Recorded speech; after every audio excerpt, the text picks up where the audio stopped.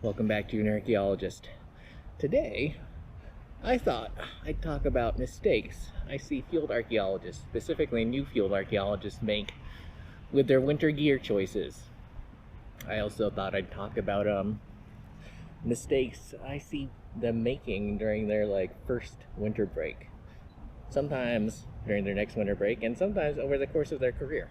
First mistake I see new archaeologists making with their winter gear choices is attempting to repurpose stuff they bought for skiing or snowboarding. I know that seems like a good idea since it's, maybe you've never worked outside in winter and you're like, well, how much different can this be than skiing? That's usually the logic I see. And the thing is, that stuff is built for an entirely different sort of activity. Normally, when you're snowboarding or skiing, you're doing a much more intensive activity. Whereas if you're doing it right and you're surveying or excavating or something, you're doing it at a much more controlled, careful pace. Let's put it that way. Which means you won't be moving around nearly as much, especially if you're recording a site and there's just long periods where you're standing there trying to fill out paperwork. Ooh, my God.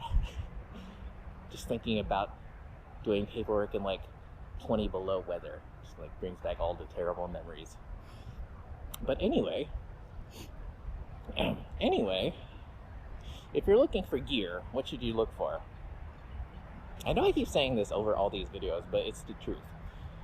You are looking for stuff that is, it's made for construction workers. You walk into your Walmart, you see those winter weight overalls near the safety vest. Grab one of those. They're usually not that expensive. And if you have a little more money, don't forget to grab the Carhartts or whatever your favorite workwear brand is.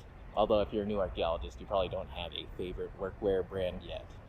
Second winter gear mistake I usually see are people ignoring their ears.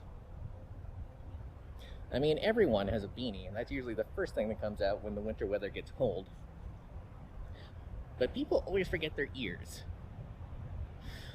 And your ears, oh my God, you would be surprised how much of a difference that makes. So, whether you're buying a buff or buying one of those beanies with the ear flaps or actual earmuffs, whatever, don't forget to protect your ears. And in the same vein, don't forget your feet.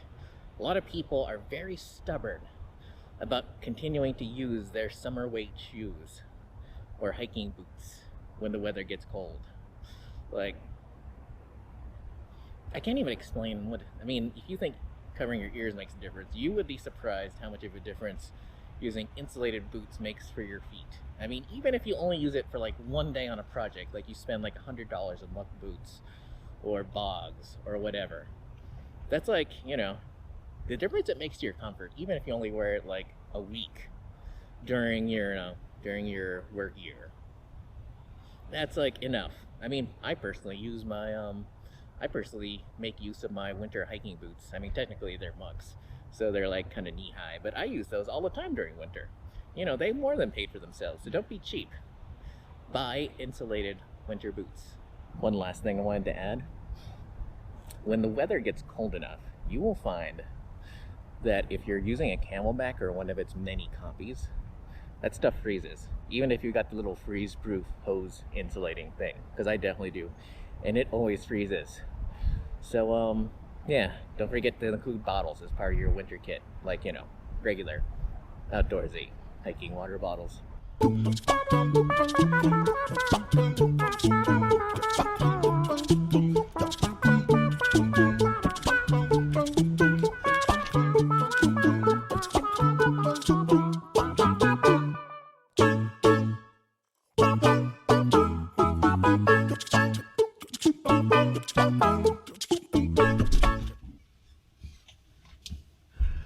Let's move on to the stuff I see people doing during their winter breaks that are not healthy. First things first, a lot of people will literally take all their stuff, throw it in the closet, and then sit on the couch all winter and wait for the call to get back to the field. Which isn't the worst thing in the world. I mean, some people live in places where winter is pretty harsh. But the thing is, nothing is more painful than that first month back in the field when, you've literally been sitting on the couch all winter. I mean, some people's winters only last some people's winter breaks only last maybe 2 months, 3 months. But other people, they live in such harsh environments that projects don't get started until like May or June. And if you've been sitting around that long, it's gonna hurt a lot. So even if you have to do little stuff, like walk to the post office, do crunches, push-ups, whatever. Keep yourself active during the winter breaks. One thing I see people doing all the time is not taking the time to decompress, which I realize sounds contradictory, but there's a difference between sitting on the couch and watching Netflix by yourself all winter and, traveling, getting out and seeing friends, joining a D&D group, stuff like that. Because it can be quite the, oh my god, it's quite the adjustment to go from go, go, go, you're working all year and, you're busy 7 days a week. Even if you're not working, you're always cleaning gear, getting ready to head out, working, being in the field, and suddenly you've got nothing to do and no direction for a month or 2 or 3 or 6, and it's really easy to lose focus or to get depressed. So don't forget to decompress, visit family, I'm sure your family would appreciate it, stuff like that.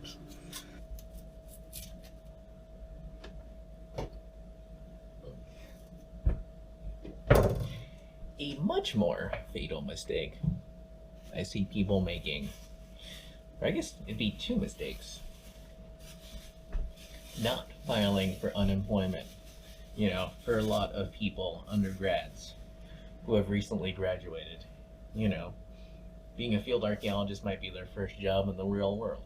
And they for some weird reason, a lot of them have an averseness-ish. Well, whatever. They just don't want to file for unemployment, and that is a huge mistake. They figure a lot of people who have gone through their first field season or their first few field seasons, they figure now the good times will keep rolling, and come April or March or whatever, I'll always get a job. But that isn't always the case. In fact, oh my god, that's a really terrible onion. Anyway, that's not always the case. In fact, that's actually surprisingly rare. Which leads into the other thing. Namely, a lot of people after that first field season, they lose the drive and the willingness to, God, that is a truly terrible onion. They lose the drive and willingness to keep networking, keep sending out their resume. They figure, well, the company I just worked for was super busy one season, I'll be busy the next season. And this job is too varied for that. You will find that a company that literally had all sorts of work last season will suddenly have no work the next year. Sometimes that office might even be out of business by the end of next year. So always keep your resume up to date, and always be, not necessarily sending it out, but, keeping in touch, attending conferences, making friends, as, I've heard it put before, digging the well before you're thirsty. There are probably plenty of other things that I'm missing. Those are just some of the things that spring to my mind, as far as mistakes I see people, making in their early years of their field archaeology career. If you have some others you'd like to mention, leave them in the comments below. Otherwise, don't forget to like, share, and subscribe. And until next time, junior archaeologists, have a good day.